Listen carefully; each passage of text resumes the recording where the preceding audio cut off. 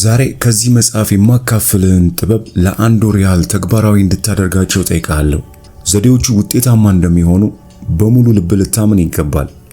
ውጤታማ ቢሆኑ ነው ሺህ ዓመታትን ተሻግረው ከዛሬ የደረሱት።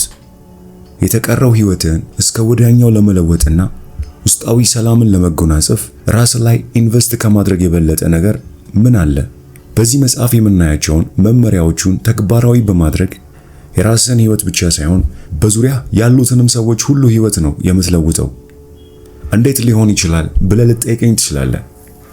ሌሎችን ልትወድ የምትችለው ራስህን መውደድ ከቻልክ ብቻ ነው። የራስህን ልብ ስትከፍት ብቻ ነው የሌሎችን ልብ ማግኘት የምትችለው። የተረጋጋ እንደሆንክ ሲሰማ ነው የተሻለ ሰው መሆን ወደምትችልበት ደረጃ ላይ መገኘት የምትችለው። ከዚህ መጽሐፍ የምናየው ራስን የመለወጥ ጉዞ በሚያስገርም መልኩ በአእምሮ፣ በአካልና በነፍስ ስርዓት ላይ ጉልህ ለውጥ ያመጣል። በአጠቃላይ የህይወት ዘመንህ የሌለህን ተጨማሪ ኃይል፣ ተነሳሽነትና ውስጣዊ ህብር ይኖርሃል። የዛኔ ሰዎች ወጣትና ደስተኛ እንደሆንክ ይመሰክሩልሃል። የማያልቀው ደህንነትህና የመረጋጋትም ስሜት በአንተ ዘንድ ይዳብራል። ዛሬ ከዚህ መጽሐፍ የምትማረው በሙሉ አጠቃላይ ህይወትህን የሚያሻሽል ነው። ይህን ስልህ ዛሬ የምትሰማው በግል ህይወት ብቻ ሳይሆን በመንፈስህም ጭምር ለውጥ ያመጣል በማለት ነው። በዚህ መጽሐፍ የምናየው ምክርና ዘዴ ውስጥህን ብቻ አይደለም የሚያበለጽገው፣ በምትሰራው ሁሉ ስኬታማ እንድትሆን ዙሪያ ገባህን ተስማሚ እንዲሆንልህ ያደርጋል። ይህ ጥበብ ካጋጠሙኝ ኃይሎች ሁሉ ኃያሉ ነው። ቀጥተኛና ተግባራዊ ሲሆን በህይወት ቤተ ሙከራ ለምዕተ ዓመታት ተፈትሾ ውጤታማነቱ ተረጋግጧል። ከምንም በላይ ግን ለሁሉም ሰው ይሰራል። አስደናቂው አጸድ። ብዙ ሰዎች አካላቸውን፣ አእምሯቸውንና ስሜታቸውን ገድለው ነው የሚኖሩት። ነገር ግን እያንዳንዳችን አስበነው የማናውቀው አይነት እምቅ ችሎታ አለን። ስለዚህ በቅድሚያ ሰላም የሞላበት ህይወት ለመምራት ከፈለግ የአእምሮህን የአትክልት ስፍራ በንቃት በመጠበቅ መልካም መልእክቶችን ብቻ እንዲገቡበት ማድረግ አለብህ። ከጠማማ አስተሳሰብ አንዲትም መልካም ነገር አታተርፍም።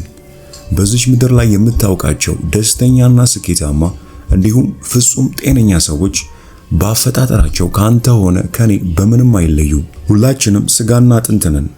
ሁላችንም ምንጫችን አንድ ነው። ቢሆንም ግን በደስተኝነታቸው፣ በስኬታማነታቸውና በጤናማነታቸው የምንቀናባቸው ሰዎች ከሌሎች የሚለዩት በነገራቸው ነው። ከሁሉ ነገር በላይ ለዓለም ያላቸው ምልከታ ቀና መሆኑ ተጠቃሽ ነው። አንድ ሰው በአማካኝ በአንድ ቀን ውስጥ 60 ሺህ ሐሳቦችን በአእምሮ ሲያብላላ እንደሚውል ጥናቶች ይናገራሉ። በጣም ግን የሚያስገርመው ከነዚህ ሐሳቦች ውስጥ 95 በመቶ የሚሆኑ ሐሳቦች የትላንትና ድግግሞሽ ሐሳቦች ናቸው። ይሄ ነው እንግዲህ የአስተሳሰብ ድህነት ክፋቱ። ተመሳሳይ ሐሳቦችን ከነዚያም ውስጥ ጠማማ የሆኑ ሐሳቦችን በየዕለቱ የሚያስቡ ሰዎች ወደ አሉታዊ የአእምሮ ልምድ ወይም ኑባሬ ይገባሉ። ነገሮችን የተሻሉ ማድረግ በሚያስችሉ ሐሳቦች ላይ በማትኮር ፋንታ ባለፈው ታሪካቸው ሽባ ሆነው ይቀመጣሉ። አንዳንዶች በሕፃንነታቸው ባሳለፉት ህይወት ይማረራሉ።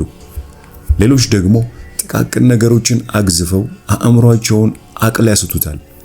ለምሳሌ ወደ ሱቅ ሄደው ሻጩ ባሳያቸው የተኮሳተረ ፊት ሙሉ ቀን ሲበሳጩ ይውላሉ። እንዲህ ያሉ ሰዎች ጭንቀት፣ ቁጭትና ፍርሃት የህይወት ኃይላቸውን እንዲያጠፋው የሚፈቅዱ ናቸው። ለነዚህ ሰዎች ህይወትን መቆጣጠር ማለት አእምሮን መቆጣጠር ስለመሆኑ የማይገነዘቡ ናቸው። አስተሳሰብ የሚቃኘው በግለሰቡ ልምድ ነው። ብዙ ሰዎች የአእምሮን ኃያልነት አልተገነዘቡም። የሚገርመው ነገር በጣም ድንቅ የሆነ አስተሳሰብ አላቸው ተብሎ የሚታሰቡ ሰዎች እንኳን ሳይቀር የአእምሮአቸውን 1/100 ብቻ ነው የሚጠቀሙት። በየዕለቱ በመደበኛነት ያልተነካውን የአእምሮ ብቃትን ፈትሽ። በዚህ ሙከራ ብቻ በምታገኘው አስደናቂ ውጤት ትደመማለህ። ስለዚህ ልብ በል፣ ማትኮርና መገንዘብ ያለብህ አእምሮን መቆጣጠር የሚቻለው በሌላ በምንም ሳይሆን በልምምድ መሆኑን ነው። ውስጥህን ለመለወጥ ቆርጠህ በተነሳ ጊዜ ህይወትህ ከተለመደው አሰልቺ አዙሪት በፍጥነት ወጥቶ አዲስ ጎዳና ይይዛል።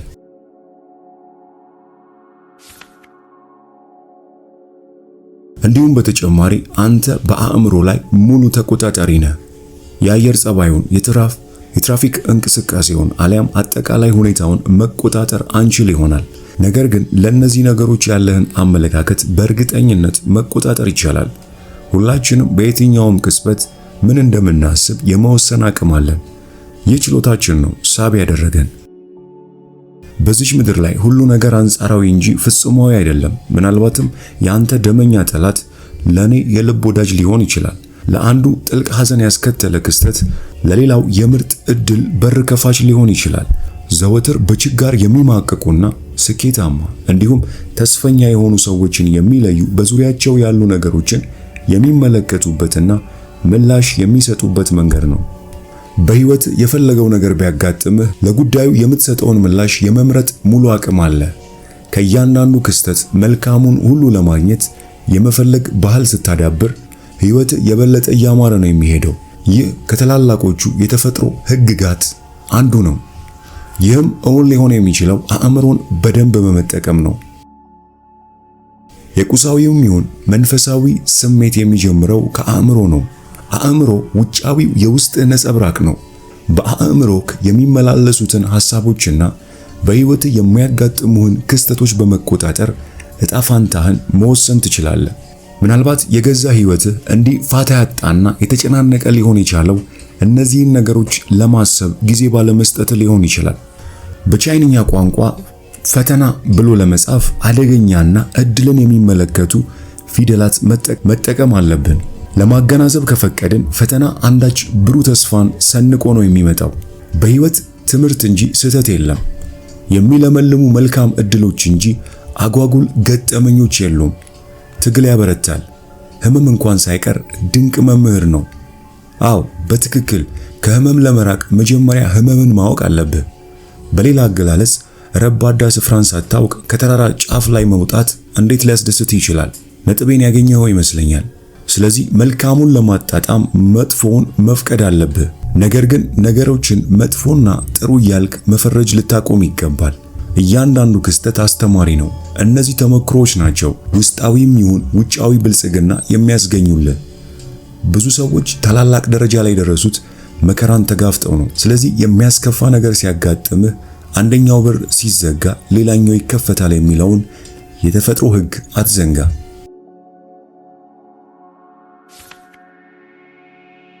አእምሮህን በመቆጣጠር እያንዳንዷን ቅጽበት በመልካም እንድትተረጉም ማድረግ ከቻልክና ይህንንም በቋሚነት ተግባራዊ የማድረግ ልማድ ካዳበርክ ጭንቀትና ስጋትን እስከ ወዲያኛው ካንተ ዘንድ ታስወግዳለህ። ያለፈው ታሪክ እስረኛነትም ያበቃል። ይልቁንም የወደፊት ዕጣ ፋንታ መሐንዲስ ትሆናለህ። ስለዚህ አስተውል። እያንዳንዱ ተሞክሮ አስቸጋሪዎቹም እንኳን ሳይቀር አስተምሮህ ነው የሚያልፈው። ስለዚህ ከእያንዳንዷ ክስተት ለመማር መዘጋጀት አለብህ። በዚህ መንገድ በመጠቀም ጠንካራና ደስተኛ ትሆናለህ። በህይወት ጉድለት ካለ ሐሳብ ጎድሎ ነው ማለት ነው። በዓይነ ህሊና ምርጥ ምስሎችን ቅረስ። አንዲት ጠማማ አስተሳሰብ እንኳን ለአእምሮ መርዝ ነች። አንዴ ይህንን ጥንታዊ ሚስጥር ተገንዝበ ተግባራዊ ማድረግ ስትጀምር የአእምሮህን እምቅ ብቃት ታውቀዋለህ። በውስጥህ ተዳፍኖ ያለውን ችሎታና ኃይል ትቆሰቁሰዋለህ። በዓይነ ህሊና የምንፈልገውን ነገር በመግለጽ እውን የማድረግ ጥበብ አለ። እጅግ በችግር በተሞላ ዓለም ውስጥ ነው እየኖርን ያለነው። ዓለም በጠማማ አስተሳሰብ የተናወጠች ባህር ሆና በመርከብ የተመሰለው የሰው ልጅ ነፍስ አቅጣጫ ጠፍቶበት በጥልቁ ባህር ላለመስጠም ይንደፋደፋል። ስለዚህ አንተ የመርከቡ ካፕቴን ልትሆን ይገባል። በመጨረሻም በግልጽ የተቀመጡ ግቦችና ዓላማዎች ልክ እንደ ባህር ላይ መርከቦች አቅጣጫ እንደሚያመለክቱ መጠቆሚያ ሕንፃዎች ናቸው። አየህ፣ ማንኛውም ሰው የሚጓዝበትን ማወቅ አለበት። ወዴት እንደምትጓዝ እንኳን ሳታውቅ መቼ እንደምትደርስ እንዴት ልታውቅ ይቻላል? አንዳንዶቹ ትንሽ ሲሰሩ ብዙ ደስታ የሚያገኙ ይመስላቸዋል። ነገር ግን ትክክለኛው የደስታ ምንጭ ስኬት ነው።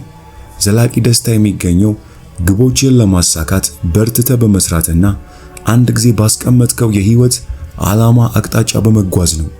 በውስጥህ ብልጭ የሚለውን እሳት ቦግ የማድረግ ሚስጥሩም ይኸው ነው።